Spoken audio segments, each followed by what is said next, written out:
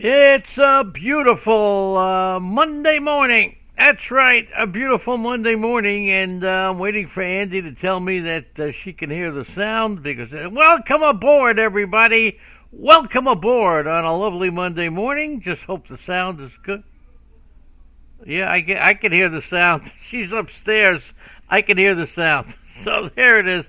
That's the best way to get the sound when somebody else is in your house listening and you can hear the sound. All right, so I know I got sound. Anyway, thanks to Greg and George and Kevin and the Southpaw is here. Unholy Toledo. George, who you'll be hearing tonight at 6:30, and Kevin you'll hear this morning at 11. Guest Jody says good morning. Good morning to Guest Jody. So it's great to have you all aboard, and let's get right to it because, yes, Guest Kira, Guest Jody, Guest JC, great to have you aboard. Hopefully you all have sound. That's what we want to do.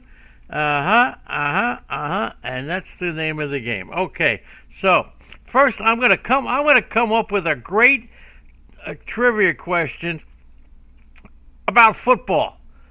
And it's this season. The great stat from 2019. Name the, all right, Miami Dolphins. All right, here's a great one. I'll pick this one. Name the Miami Dolphin offensive player who led the team in rushing. Name the leading rusher on the Miami Dolphins. Let's see if you're as good in football as you are in baseball. I wonder what you're going to say to that. Name the leading rusher on the Miami Dolphins. Can you even name a running back on the Dolphins? All right. So, who is Guest Jody? I don't know. I am Guest Jody, whoever that is. All right. And Andrea says Ryan. And all right, George gets it. Not Kenyon Drake. Ryan Fitzpatrick. Are you kidding me? Ryan Fitzpatrick, a 37-year-old quarterback, led the Dolphins in rushing with 243 yards. And how about that? Okay, so that's pretty cool. Ryan Fitzpatrick leads the league. All right, now let's get on to the baseball. I can understand why Miami is clamoring for Yasiel Puig, or was.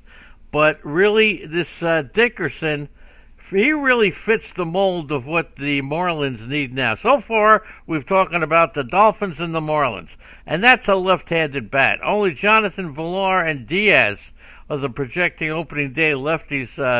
What's his name? Dilson Diaz, whatever his name is, Diaz, second baseman. They need more balance. They needed it. So I would expect Dickerson to play for Miami every day against right-handed pitching. And I would also expect some platooning against left-handed pitching with guys like Austin Dean, Harold Ramirez, and Matt Kemp. Clearly, now out in Miami, there will be an outfield competition this spring that's got to be sorted out. But Dickerson is an outstanding pick. And Doug Boyle here, also an outstanding pick. Big Al is here. He's a great pick. And J.R. Matz is a number one pick. So there you go. We got them all. Ice and Diaz. Thank you very much. All right. Time for baseball. You got it right there, Big Al, my pal. Time for baseball. Now, that was just a little note on the Diaz thing. I'm going to talk a little bit today about... I want to talk... Well, look, I just want to finish up on the Diaz. The Marlins likely to finish fifth again in the National East. But, look, they have added useful veterans. They've got some young pitching on the way up.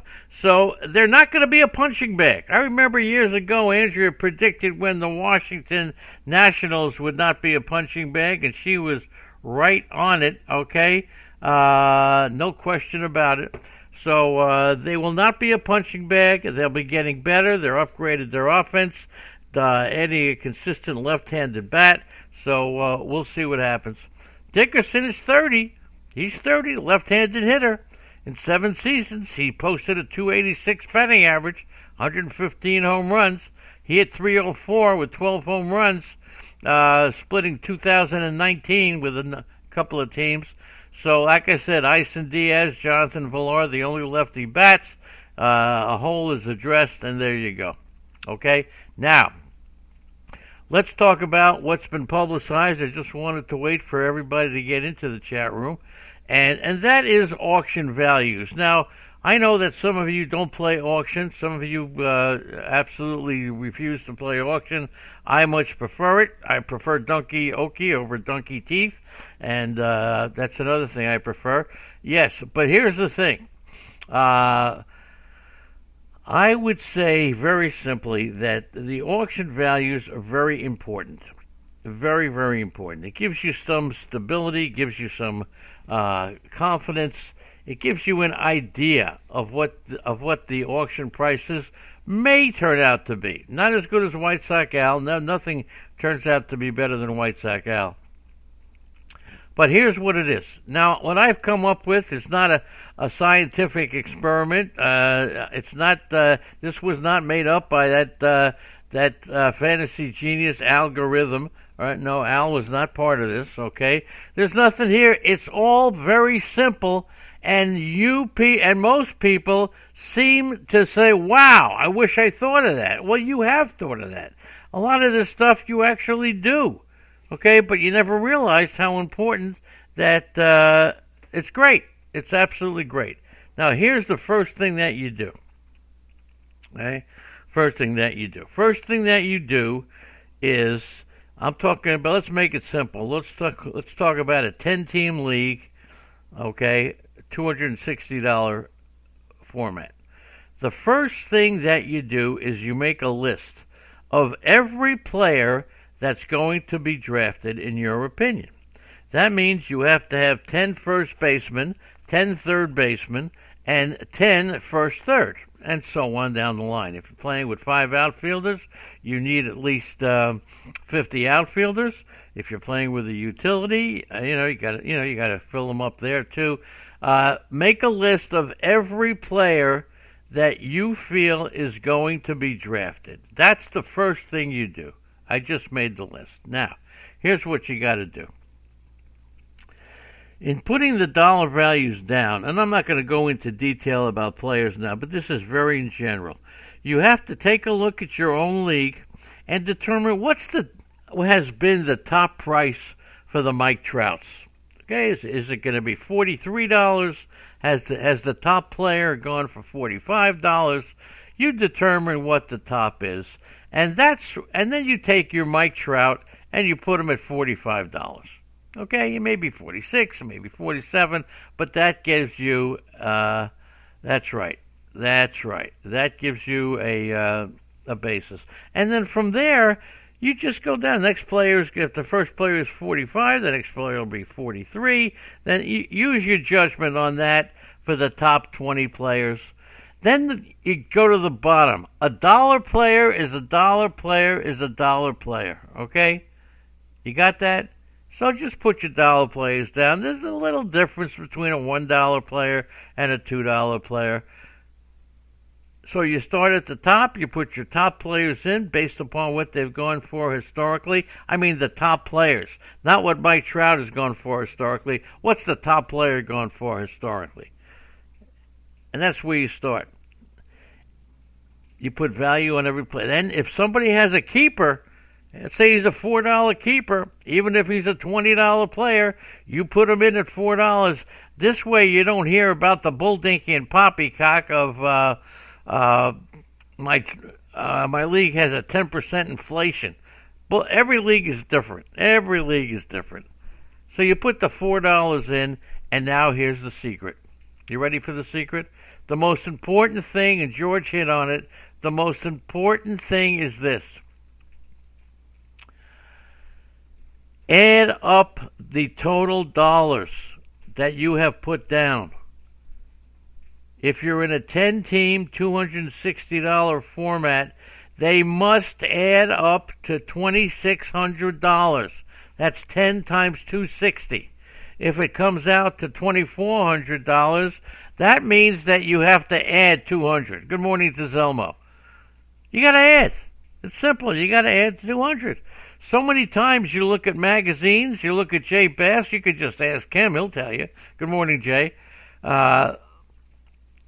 It's crazy. You look at the magazines, you look at the websites, and you look at the great dollar values, and you say, I got it. But you know what happens? You ever add them up? They come out to $4,000 in some cases. You can't be doing dollar values. Dave Adams is here. Good morning to Dave. You can't be doing it unless it adds up to the total amount of money that is being spent in your league. And if it's a 10-team league, a 260, that's it. Now, this is all I'm going to do right now. We're going to do the Control the Draft a podcast in a couple of days.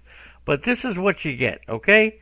It's got to add up to the total amount. If you add up your totals and it comes out to $3,000, you got to take a little bit off every player. You got to make your adjustments somehow. 10-team league, $260. This is all simple stuff. Simple, simple, simple. Make your list, put your dollar amounts down, and away you go.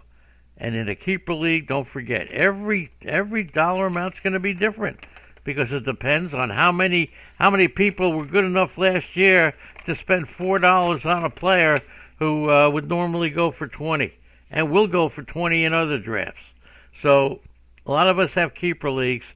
You have to be good, okay? And there you go. That takes care of all we're going to talk about now. If you have any questions about how you do an auction draft, 516-353-6375. For the people listening to this podcast, you now have my phone number. There you go, okay? There you go. Okay, let's get on to the nitty and the gritty now, all right?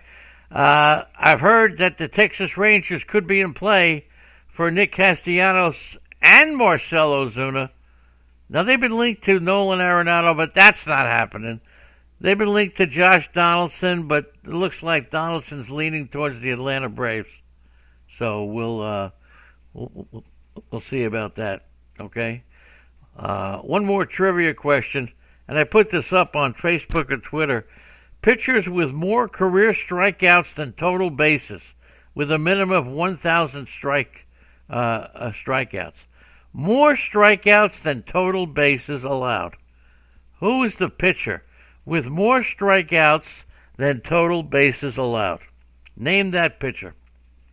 Now, before you name that pitcher, if you can, 83 ballots have been revealed on the All-Star, with Derek Jeter getting 100%, Larry Walker about 86.7. Kurt Schilling is up there, okay? Kurt Schilling is up there. And then you got Vizquel at 49%, and you got Rowland at 44%, Sheffield. Todd Helton, not going to make it, 38%. Manny Ramirez won't make it at 37%. Billy Wagner won't make it at 30%. And Jeff Kent, the leader hitter of home runs for second baseman. So there you go. That's how it looks like in the Hall of Fame voting. And I did mention a player. I did mention a name. I mentioned a name. Who's the pitcher with more career strikeouts than total stolen bases allowed? Not stolen bases, than total bases allowed, with a minimum of 1,000 strikeouts? It's Billy Wagner, who struck out 1,196 batters and only gave up 953 total bases. And Billy Wagner will not get into the Hall of Fame this year. You give me a break and a half, will you please? Can somebody help me out there with that? Somebody help me out there with that. That's not Billy Wagner. Absolutely deserves to be in the Hall of Fame. Major League Baseball teams this year have hired 8 managers, and none of them were African American. Okay, and then look, African Americans enrollment in Major League Baseball. So I'm not getting into this thing. Just going to report it. Now the Braves have asked about Nolan Arenado. Discussions between the teams have really not been that active. This is John Morosi who has mentioned this. Atlanta is said to be very wary of the salary commitment. But the Atlanta Braves, if you take a look at their minor leaguers, they have the sort of prospect group that Colorado wants in any Arenado deal. That includes multiple young starting pitchers. So the Braves are unlikely to aggressively pursue Arenado while Donaldson remains available in free agency. If Donaldson signs with somebody else other than the Atlanta Braves, Arenado is going to be an Atlanta Brave if they trade him. Now, as I said before, I take the position that with Betts and Arenado and who else? Betts, Arenado, and you can't trade these guys right now. And Lindor, too. The fans would have an uproar. It'd be unbelievable. You can't give up the season, or at least paint the picture that you're giving up the season. Okay? You just can't do it. Good morning to Dave Adams. Good morning to Chris Gallo. Good morning to you all. It's great turnout here in the chat room. Guest Gia, guest Joella. Great to see you, okay? And I just hope that you all have sound. Please make some kind of post. Andy, could you please speak to the guests, find out if they have sound. Okay? Like to know. All right, moving right along. Matthew Boyd. Now, they've been talking to the Angels.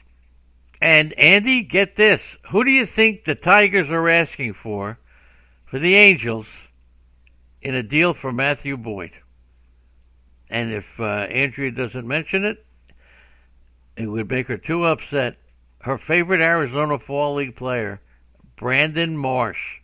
He was the one name mentioned in the dialogue between the Tigers and the Angels. Keep an eye out for Brandon Marsh. Somewhere he is going to appear. And he can run, he can hit, okay? Remember last season's trade deadline came and went, and Matthew Boyd stayed put, although his name was bantered around with a lot of stuff. The Tigers went, 40, forget it. They won under 50 games, lost about 115, the worst record in Major League Baseball. They won't likely be successful in 2020. And with the top free agent starters already off the board, Matt Boyd could represent a very attractive fallback option for contending teams who need to bolster their rotations. Now, the thing with Boyd, and if you take a look at this, and I just discovered this, that for the last 2 years, Matt Boyd has started off great in the first half and really tapered off in the second half. And then I looked at the teams he faced in the first half. They were terrible teams. So that's pretty much what it is, okay? The position Boyd has on the Tigers hasn't changed despite his second half struggles, okay? But look, it's not that Detroit is calling every team, but if a team is interested in Boyd, and there's obviously teams that are, Detroit's interested, very interested in trading him, okay? The franchise is in dire need of impact hitters, either as experienced, as an inexperienced major leaguer or a top prospect, okay? And this was their blueprint last July. And the team asked for Gleyber Torres. They asked for Keston Hiura. Torres is a superstar. Hiura was considered one of the best hitters in the minor leagues. I think that the Tigers may have learned a lesson, okay? So let's see what happens, okay, with Matt Boyd. They're saying that he was 9-12 with a 4.56 ERA, okay? And he's got, if you take a look at the metrics, his fastball is as good as Clayton Kershaw's, but his off-speed pitches is what really gets him, okay? And look, most general managers and most people really in the know who I've talked to really say that Boyd is more of a middle-of-the-road rotation. So when he gets traded, he's got 3 years of team control. He turns 29 in February. Don't go freaking nuts over Matt Boyd, okay? Don't. Chicago White Sox have made dramatic improvements. Everybody knows about that, and so they've spent 195 million in free agency this winter, and now they're focusing on improving their bullpen. They are not actively involved. I don't care what anybody says. They're at 195 million. They're not involved in Yasiel Puig or Nick Castellanos. They're committed to Nomar Mazara. And by the way, here's another great trivia question for you. Who was the player to make the most recent postseason plate appearance by a White Sox player? Who is the owner of the most recent postseason plate appearance by a White Sox player? Anybody want to get that one? Last year, one of the big problems with the White Sox was they drew 378 walks. That's the fewest of any team in the American League since the Tigers in 2002. And of the 600 Major League Baseball team seasons since 2000, the bottom 60 teams in walk averaged 71.7 wins, while the top 60 teams averaged 91.5. You know the old saying when you play Little League? All right, what'd the coach say to you? A walk is as good as a hit, right? There you go. Anybody remember Chris Tillman? He had surgery to clean up his labrum last June. He didn't pitch in 2019. He's planning to throw to teams during spring training. Okay? Cincinnati Reds have been unbelievable, according to J.R. Matz. All right? They've been aggressive all season. So let's just take a look. Yeah, Billy Wagner's been tremendous. Michael Etching the Kitchen Table has joined us. Good morning to Michael Etching the Kitchen Table from the great state of Iowa. Okay? There you go. I'm campaigning more than some of the presidential candidates will be in the great state of Iowa. Now, here's the other thing about the White Sox. About the Reds. They're still the favorite to sign Shogo Akiyama. The Diamondbacks, the Padres, the Cubs, and the Blue Jays are interested. Okay? Now, the Blue Jays had a 2-year deal for Japanese pitcher Yamaguchi Shun, and it's official. So I just want you to note that. I don't know much about this guy. I was hoping that Tim McLeod would be in the chat room. The Marlins are still in on Puig, but I don't know if that's going to happen. Only 7 pitchers have made 300 starts in the last decade. Only 7 pitchers have made 300 starts in the last decade. Okay? I'm going to tell you who they are. Verlander, Lester, Scherzer, Greinke, Hamels, Gio Gonzalez, and Rick Porcello. Hamels, Gonzalez are among the 7 pitchers who have made 300 starts in the last decade. Now, here's a trivia question for you that'll knock you out. Players with multiple seasons of 35 or more doubles and 35 or more home runs, okay, for the New York Yankees. This is only a Yankee question. Name the players with multiple, that's more than one, seasons with 35 or more doubles or 35 or more home runs. I'll tell you 2 of them, Babe Ruth and Lou Gehrig. Who's the third? Third Yankee player with multiple seasons of 35 doubles or 35 or more home runs. Anybody want to give that one a chance? Okay? That's a good one. Let's see if anybody comes up with that one. Anybody in the chat room, all right? What do I think of Ketel Marte? I do not. He's the toughest player in baseball to come up with a dollar value. Are they going to use the same ball? Are they going to use a different ball? His home runs spiked as much as more than anybody last year. I can't expect 25 home runs from Marte. I just can't. I can expect it from Tito Luna, but I can't expect it from Ketel Marte. Good morning, Tito. He's okay. I'm not going to overpay for him. I drafted him 2 years ago looking for stolen bases, right? It's not Dave Winfield. Third player for the Yankees, Ruth and Gehrig. I'm giving you 2. There's only one more. with multiple seasons of 35 or more home runs and 35 or more doubles. Come on, let's see you get in on this. I guarantee nobody's going to get it. All right? Guaranteed. Nobody gets it. All right, not Roger Maris. That's a good one. Not Roger Maris. Seattle Mariners, in the last decade, 758 wins, 862 losses, and no postseason appearances. Now, they got this kid, Noel V. Marte, a shortstop in the Mariners farm system. He was 6 days old the last time Seattle played in a postseason game. And the most recent player to record a postseason hit for the Mariners is currently 55 years old. That's what it is. All right? So I'm going to give you a couple of more minutes to give me the third Yankee with multiple seasons of 35 or more doubles and 35 or more home runs. Ruth and Garrick are the first two. Now let's talk for a minute about David Price, who I'm sure David Price is going to be traded. He's 34, Cy Young winner, longtime workhorse, now just pestered by injuries, okay? So he's... everything is money driven in baseball. Can't go over the luxury tax. The Red Sox primary plan this season is not to do everything within their impressive means to assemble a roster capable of winning. That's what they want to do. But that's not what they want to do. They'd love to win one, but their first priority is to reduce the payroll below $208 million. And that's their first priority, not winning. Okay?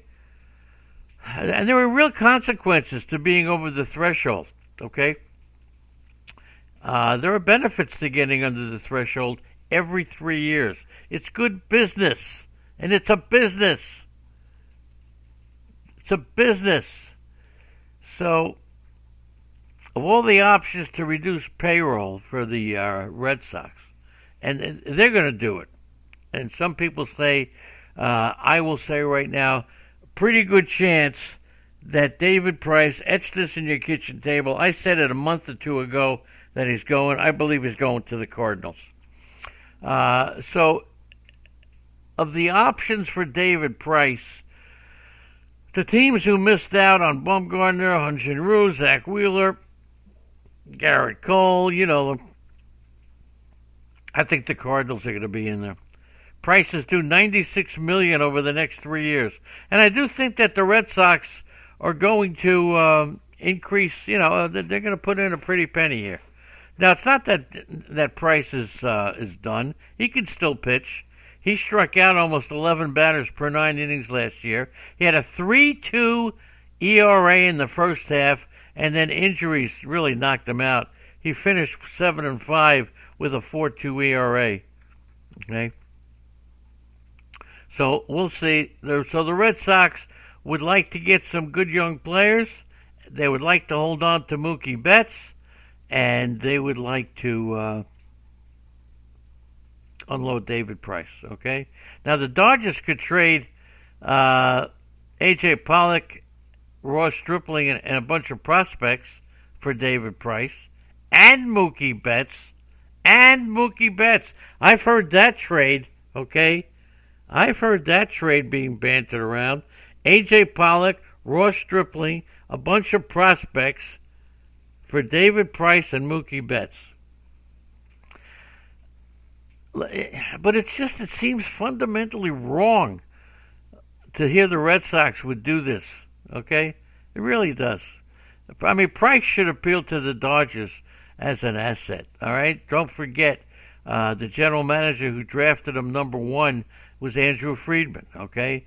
And he was good as so we'll see what happens.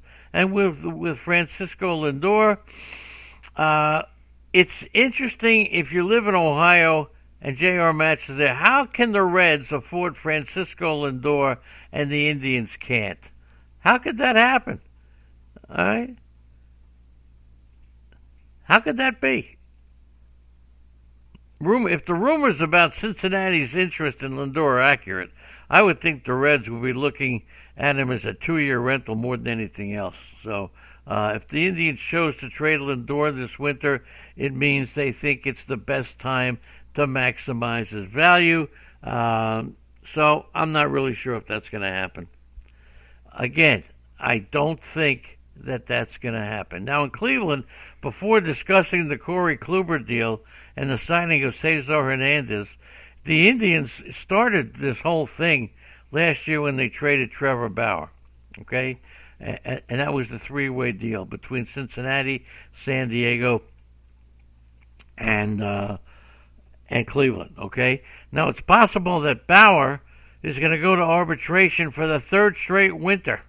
And according to, he's projected to be paid about $18.5 million. That's up from $13 million in 2018. So it appears he's going to be in line for a raise after a lousy season. The whole thing. All right. So can he return to his earlier form? Can he stay healthy? And the Indians have lots of younger and cheaper starters. They got Clevenger, Bieber, Plesac, Savali, Plutko, Jeffrey Rodriguez, then Scott Moss, Logan Allen, Tristan McKenzie, okay, in the minor leagues.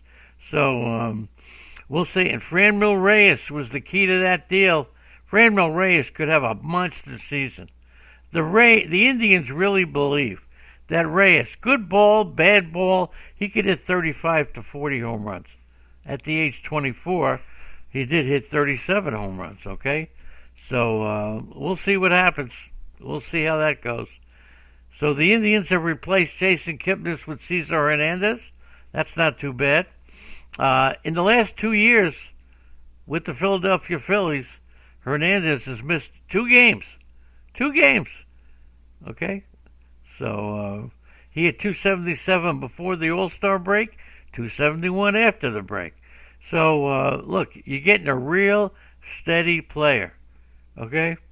And if Reyes plays right field, they'll have 2 regular outfielders, and Oscar Mercado will open in center. Jordan Luplow is going to play left, at least against lefty pitchers. And don't forget, a name to write down and watch in spring training is Bradley Zimmer. He's got to prove he could stay healthy, okay?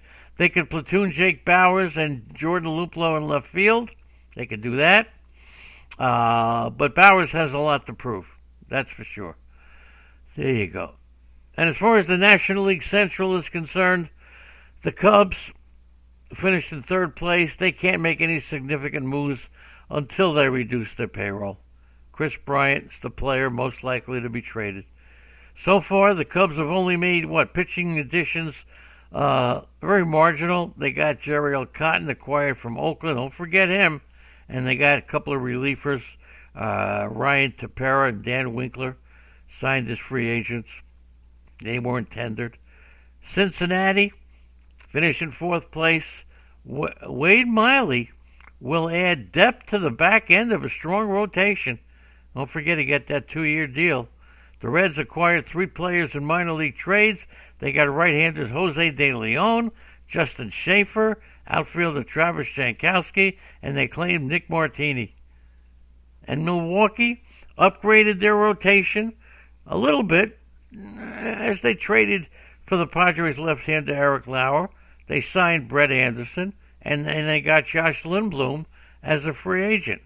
Catcher Omar Narvaez, he was acquired from Seattle, and the addition of outfielder Avisail Garcia means Ryan Braun's going to play more first base. The Brewers also added Justin Smoke and Ryan Healy and got Luis Urias from the Padres. So, look, Milwaukee has quietly really helped themselves, where a lot of people don't realize it. And the Cardinals, I think they're going to wind up with David Price. Their only moves were signing right-hander Adam Wainwright to a 1-year contract. And then they signed Kwang Young Kim to a 2-year contract. So they need some protection. Wouldn't be surprised if they got back Marcell Ozuna. Not sure about Castellanos. Wouldn't surprise me if Ozuna goes back to St. Louis and they make a big run for David Price. And there you go. Sincere thanks to what a crowd we got today in the chat room. Thanks to Big Al and Greg and Chris Gallo and the Donkey Okie and the Doug Boyle, George. the next show will be Kevin coming up at 11 or maybe a little bit sooner. Jay Bass, I thank you. J.R. Matz, The Itch is here. Tito Luna, Kevin Hastings, Unholy Toledo Zelmo. If you need any clarification on anything that was said today, especially on the auction values, 516-353-6375. Arnie cannot make it today for his show, but Kevin will be right aboard. So let's support Kevin. Baseball has begun, the whole deal. I know there's a plan to have a New Year's show coming up, so we'll figure that one out, and we'll let you know about that tomorrow. Thanks, everybody. Love you all.